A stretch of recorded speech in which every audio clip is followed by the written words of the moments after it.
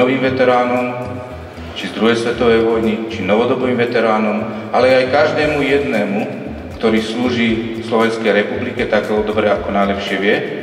A jeho služba priviedla, jeho život ho priviedol do situácie, keď mu treba pomôcť. Preto sme dneska tu. Ja vás tu všetkých vítam, všetkým veľmi pekne ďakujem, že ste prijali pozvanie a teším sa, že budeme mať príjemný a užitočný večer.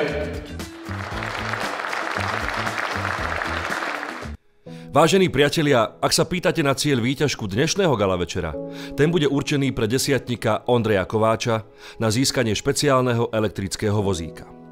Desiatnik Ondrej Kováč, bývalý vojenský vodič veliteľstva posádky Bratislava, dostal v apríli 2018 akútny mozgový infarkt.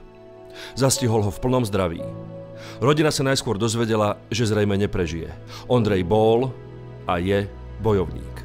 Prežil a zotavuje sa. Jeho jediným prostriedkom pre komunikáciu s okolím sú silné kamery počítača, ktoré dokážu odčítať z jeho očí. Má prehľad, zaujíma sa o svet.